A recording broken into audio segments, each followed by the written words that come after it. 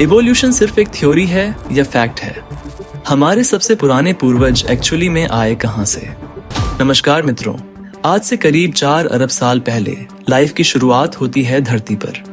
Billions of years evolution के बाद अनगिनत प्रकार के प्लांट्स और एनिमल स्पीशीज उभर कर आते हैं। ये सारे पेड़ पौधे, जानवर और जीव जो आप देखते हैं आज के दिन, वो सब आए एवोल्यूशन के चलते। इनमें से एक स्पीशीज होती है होमो सेपियंस की भी, यानी इंसान। लेकिन सवाल यह उठता है कि अगर इंसान बंदरों से आए तो आज के दिन भी हमें बंदर क्यों देखने को मिलते हैं? ये सारे बंदर, चिंपांजीज और गोरिल्लास, ये सब इंसानों में इवॉल्व क्यों नहीं हो जाते? ऐसे सवाल अक्सर उठाए जाते हैं लोगों के द्वारा। कुछ लोग तो इवोल्यूशन को ही नकार देते हैं, कहते हैं ये झूठ है। आखिर कितनी सच्चाई है इस इवोल्यूशन की थ्योरी में? ये थ्योरी है या फैक्ट भी है?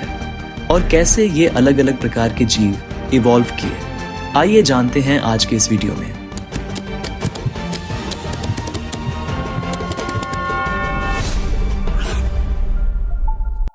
शुरुआत से ही दोस्तों, सबसे बड़े मिसकंसेप्शन को क्लियर कर देते हैं।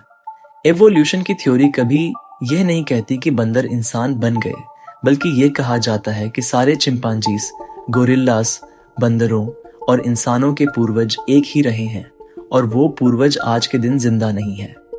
एवोल्यूशन को अगर आप विजुअलाइज करना चाहते हो तो एक पेड़ इमेजिन कीजिए।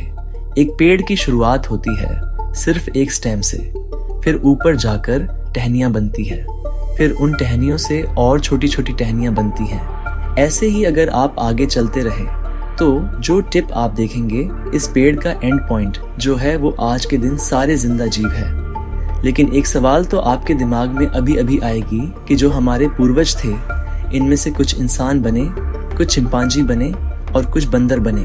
ऐसा क्यों हुआ? इसका जवाब वीडियो में आगे आप समझेंगे। साल 1859 में चार्ल्स डार्विन ने अपनी एक ऐतिहासिक किताब लिखी थी, on the origin of species. इस किताब में उन्होंने थ्योरी ऑफ नेचुरल सिलेक्शन के बारे में बात करी थी। अब थ्योरी ONF नेचुरल सिलेक्शन सुनकर आपको लगेगा कि कोई बड़ी मिस्टिकल सी चीज होने लग रही है, सभी जीव में कोई इनर इंजीनियरिंग चलने लग रही है। लेकिन ऐसा कुछ नहीं है। बड़ा सिंपल फंडा है। जब भी रिप्रोडक्शन होती है इंसानों में, जानवरों में, पेड़ पौधों में, तो जीन्स जो है वो एक से दूसरे जिम में जाती है। हमारी जीन्स बच्चों में पास ऑन होती है और जब भी ये होता है तो जीन्स में म्यूटेशन देखने को मिलती है। थोड़े बहुत बदलाव आ जाते हैं जीन्स में और कुछ वेरिएशंस देखने को मिलते हैं। जैसे कि फॉर एग्जांपल आपकी ब्राउन आंखें हैं और आपके बच्चों में ग्रीन आंखें देखने को मिलती हैं। इसका मतलब है कि अचानक से एक म्यूटेशन आ गई है उनके जीन्स में, आंखों को कलर देने वाली जीन्स में। हो सकता है आगे आने वाले बच्चों में भी ग्रीन आंखें देखने को मिले। अक्सर ये जो वेरिएशंस होती है, इनमें से कुछ फायदेमंद होती है तो कुछ नुकसानदायक रहती है अपने एनवायरनमेंट के चलते। तो कुछ सरवाइव कर पाते हैं, कुछ डाइट हो जाती हैं। इसी प्रोसेस को कहा जाता है नेचुरल सिलेक्शन। फॉर एग्जाम्पल, मान लो एक मेंढक है जो ब्राउन कलर का है, जंगल में रहता है। 5 बच्चे हैं जिनमें से 4 ब्राउन कलर के हैं और एक ग्रीन कलर का है। ये ग्रीन कलर का मेंढक बड़े अच्छे से डिस्गाइज कर पाता है, अपने आप को कैमोफ्लाज कर पाता है ग्रीन कलर के पेड़ पौधों में। इसके चलते इसको एक एडवांटेज मिलता है। एक दिन एक सांप आकर ब्राउन कलर के मेंढकों को खा जाता है क्योंकि वह आसानी से दिख पाते हैं। लेकिन ये ग्रीन कलर का मेंढक दिख नहीं पाता बच जाता है और आगे आने वाली पीढ़ियां अब इसकी ग्रीन कलर की। कुछ इसी तरीके से मोटे मोटे तौर पर थ्योरी ऑफ नेचुरल सिलेक्शन काम करता है। यहाँ पर एक टर्म को यूज किया जाता है, सर्वाइवल ऑफ द फिटेस्ट। कई मोटिवेशन स्पीकर्स इस टर्म का मिसयूज करते हैं, ये कहकर कि जो फिजिकली फिट लोग हैं सिर्फ वही लोग सरवाइव कर पाएंगे। लोग इमेजिन करते हैं कि जिसके बड़े बड़े बाइसेप्स होंगे, ट्राइसेप्स होंगे, 6 पैक्स होंगे, उन्हीं लोगों का यहाँ पर सर्वाइवल देखने को मिलेगा। लेकिन ये कहना एक्चुअली में गलत होगा।